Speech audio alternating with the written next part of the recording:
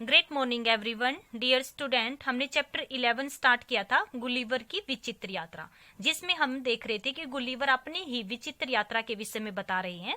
उन्होंने बताया कि वो ऐसे द्वीप पर पहुंच जाते हैं जहां वो सबसे बड़े होते हैं, विशाल होते हैं, और बाकी सब उससे छोटे होते हैं। और वहां पहुंचने के बाद लोग उसके साथ क्या क्या करते हैं, तो हम कर चुके थे कि उसको एक लिलीपुट के बादशाह ने एक पुराने मंदिर में कैद कर लिया था, क्योंकि मंदिर का स्थान ही एक ऐसा था जहां पर उसको ले जाया जा सकता। बाकी सभी क्या थे, खिलौने के जैसे लग रहे थे। तो सभी लोग उसको देखकर हैरान थे, साथ में वह भी उन छोटे छोटे इंसानों को देखकर हैरान था। तो आज आगे देखिए, हम यहाँ तक कर चुके थे। आगे देखिए, कुछ शरारती लोग मुझ पर तीर चलाने लगे। अब क्या हुआ कि कुछ लोग उसे देखकर उस पर तीर चलाने लग गए। एक तीर मेरी बाईं आंख पर लगा। यह देख सिपाहियों ने 6 व्यक्तियों को गिरफ्तार कर मुझे सौंप दिया। यानी सिपाहियों ने क्या किया, 6 व्यक्तियों को गिरफ्तार कर लिया और उसे मुझे सौंप दिया।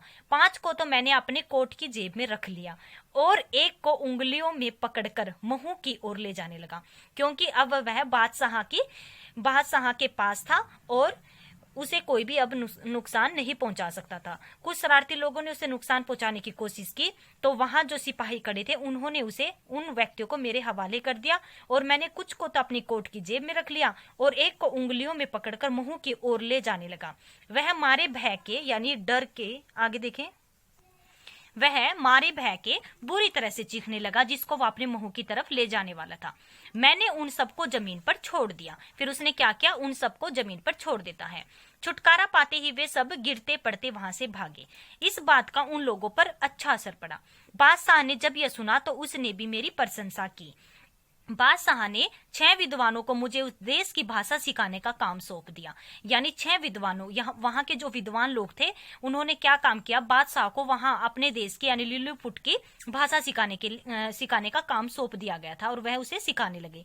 कुछ दिनों में मैंने उन लोगों की भाषा को सीख लिया। आगे देखिए, मेरे स्वभाव और व्यवहार से वो लोग बहुत खुश थे।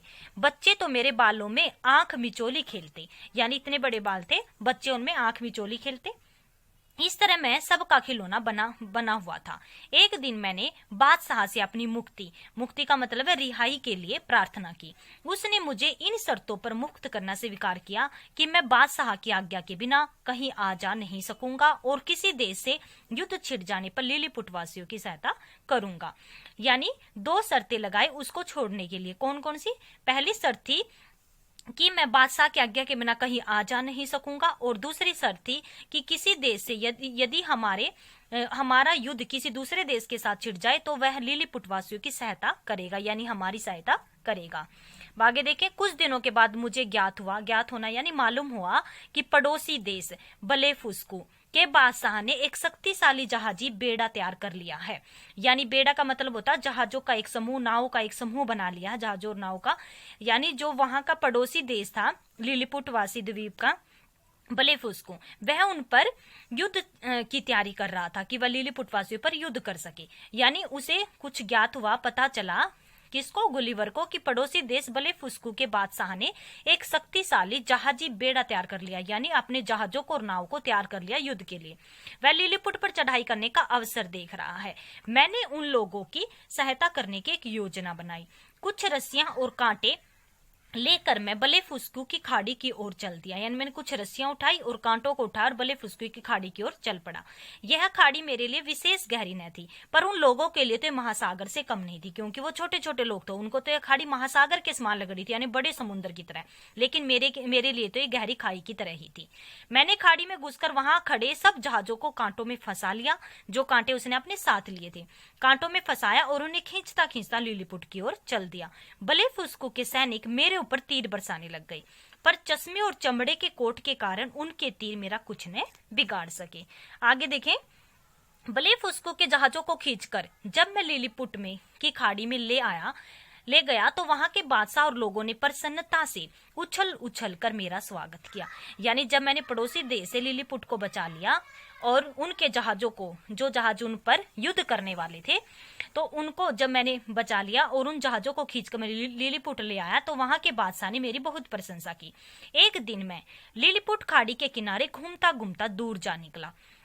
वहां मुझे पानी में एक बड़ा तख्ता तैरता दिखाई दिया। यानी क्या हुआ, एक दिन वह घूमता घूमता एक किनारे पर चला जाता है खाड़ी के किनारे पर, वहां मुझे पानी में एक बड़ा तख्ता तैरता दिखाई देता है। ध्यान से देखने पर ज्ञात हुआ कि वह एक उल्टी पड़ी हुई नाव थी, यानी वह तख्ता नहीं था, उल्टी हुई एक नाव पड़ी थी वहां पर। उसे देखकर मैं खुशी से नाच उठा। खुशी से नाचने का अर्थ है कि मैं बहुत खुश हो गया। वह नाव नहीं, मेरी आशाओं की ज्योति थी। आशाओं की ज्योति का मतलब क्या होता है? प्रकाश थी, रोशनी थी, यानी मेरी आशाओं की ज्योति थी। कुछ दिनों बाद मैंने बादशाह से अपने देश की आज्ञा मांगी।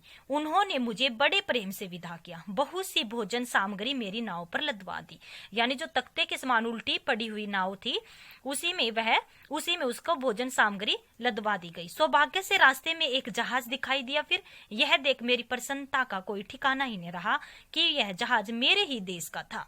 जहाज के नाविकों ने मुझे ऊपर ले लिया और इस प्रकार से वह अपने देश पहुंच जाता है। और गुलिवर स्वयं अपनी इस विचित्र यात्रा का वर्णन करते हैं। तो इस पाठ का उद्देश्य हमारा मात्र मनोरंजन करना था और हमें सिखाना था कि किस प्रकार से गुलिवर ने अपने अच्छे व्यवहार के कारण अपनी रिहाई करवाई। उसी प्रकार से हमें भी अपने अच्छे व्यवहार का परिचय देना चाहिए। तो ये चैप्टर कंप्लीट हो चुका है, इसे 2 टाइम रीड करें। धन्यवाद।